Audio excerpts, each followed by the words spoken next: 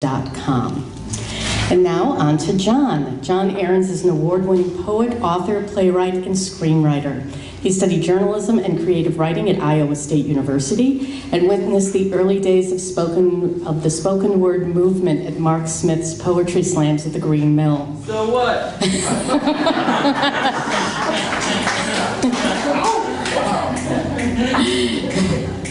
He's won a poetry slam back in the day at Fitzgerald's, but still had to pay for his beer.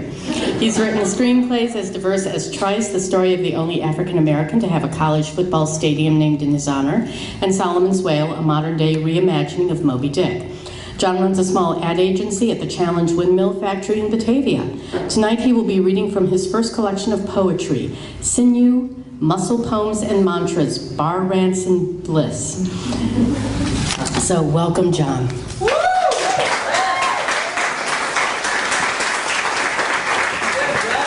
Thank you, Barbara. And that back in the day with Mark Smith, so what is really the value of even mentioning it today is we're going to see what 20 years of evolution have done with that, with our final reader this evening, Adam. So anyway, it's such a privilege to be here, and thank you for the invitation to Waterline Writers and everyone who's sort of made the platform, Frank and the others. So here's 3 or 4 that are about connections and what connects us to place and to each other. And the first is a short one about my connection to our oldest daughter, who was involved in Irish dancing for many, many years back when it was the thing. And this is called Dirty Socks. My daughter's dirty socks are grungy with the mud and grime of magic. These soiled, sweet sweaters for her feet dance, even as they rest on the corner of the hotel table suitcase, a secret errant gift from the gremlins that sort our family's laundry. Within the worn folds, the transparent webs at the heels, the oh-so-ordinary polyester weave is the essence of all that I have lost and found. Lost. What feels like 10 lifetimes of watching her dance out of the shoes of her 8-year-old imagination, lost to working late and business travel. Found. A toehold of faith in the magic, in the power of happy feet to heal.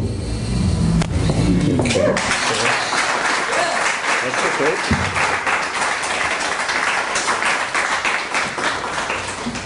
Okay, the next one will require glasses because it's so small. Is called The Great Unheard.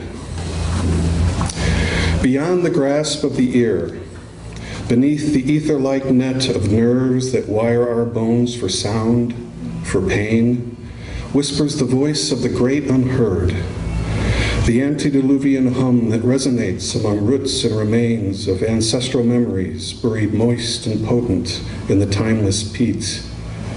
It is the voice of species calling species, being sounding out being, that wild serrated edge of song out past the rim of human comprehension.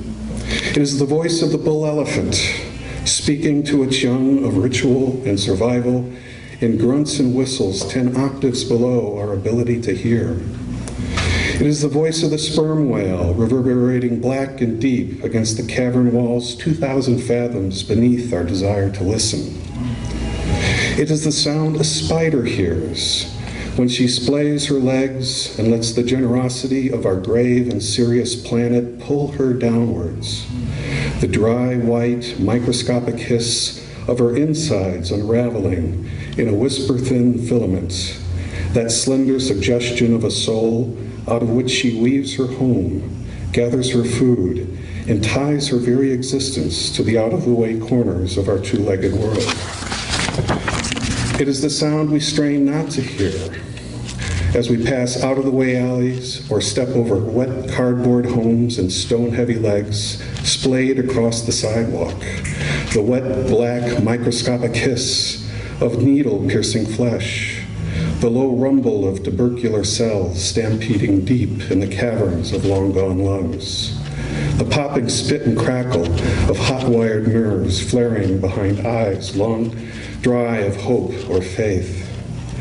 These are sounds that give voice to the great unheard. They are everywhere around us. They are every one within us, to hear and heed, if only we are to listen.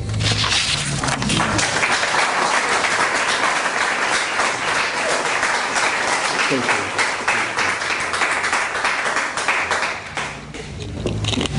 you. Okay, Waterline's, unfortunately, every time I read, this is the second time, I have to do a short one to the love of my life, Anne, who is here, and this one is absolutely.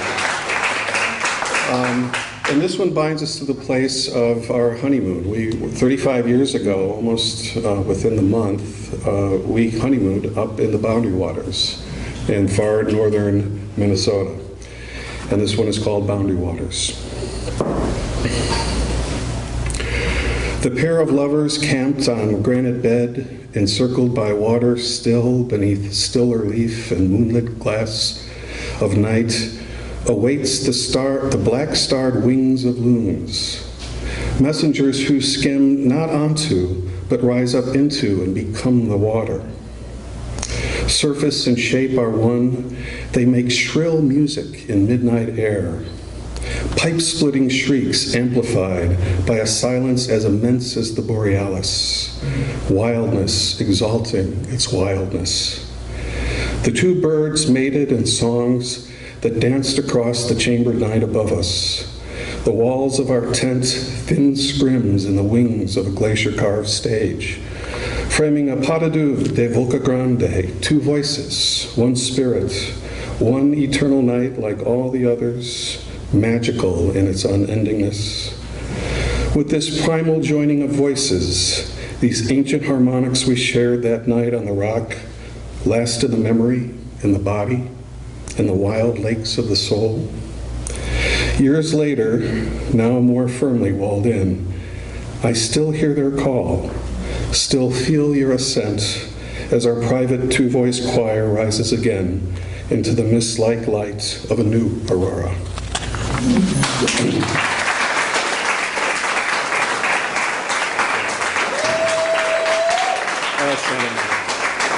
Thank you, Alan.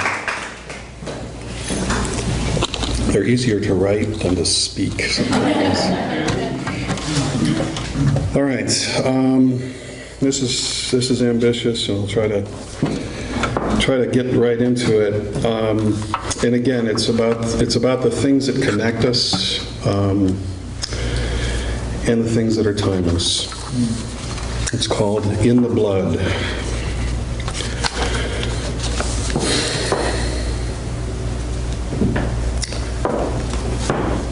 It's in the blood. That's all we can say when asked to explain away the latest inexplicable act from the war in the Balkans. It's in the blood. As if the worn line, like a worn blanket excuse, will excuse and cover the naked barbarity of it all, the monstrosity of scenes such as this. Two men in the woods north of Tuzla, two with guns and a hatchet, the third with no shirt, no shoes, his pants to his knees. The hands of the refugee cover his groin, the shriveled passport there drained by fear of the very stuff that killing is about, the blood and its purity. And who among the men in these hills bears the scar of that first intentional spilling of their own blood? The warlord, a pipe fitter, laughs at the cowardly size of the poor man's offering of proof that he too deserves safe passage and haven among the righteous. It is not enough. The warlord nods to his second, and with the quick thump of blade through flesh into the stump of a sapling, the blood-quick cry shrieks out. It is a cry indigenous to these hills, a cry that, yes, curdles and turns the blood, a cry that spills across the unanswering woods and sinks into the landscape of this timeless, this mindless, this most uncivil war. For 10 centuries or more, it's been in the blood. And now the blood is in the very air, an iron fire of a smell. But most of all, the blood is in the words. It's ripe in the jaw, sweetening the spit, moist on vows that hang like rotting fruits on the foliage of vengeance, hanging trees of retribution, thickets of senselessness, vines of unrelenting spite rooted deep in the hubris of ethnic purity. How do you cleanse the blood? How do you purify bloodlines that have mingled for a millennium? How do you scour clean this pipe fitter's veins? You cannot wash clean the blood. You can spill it, splatter it, choke on it, drain it, draw it ever thinner, but you cannot cleanse the blood. So what is it, this thing in the blood? What makes the temples boil, the forearms swell above fists at the throat? What makes the prong rise, even under the smell and scream of rape? And why haven't we risen above it? Why haven't we declared war on this agent of war in the blood? I don't know. Perhaps it's too vital to the good in us, locked in an unbreakable embrace that binds us forever to this curse, this capacity to kill that each of us carries in the blood. It binds us now to the blood running in the foothills surrounding Sarajevo, to the blood flowing black in the rain-swollen gutters of Boypatan, to the blood drying in the sun-parched sands outside Kandahar, and to the blood being scrubbed, even as we speak, from the front steps of public school number 44 at 53rd and Homan. All I know is that it is centuries old, and it is still with us, and with us it will remain. It's in the blood.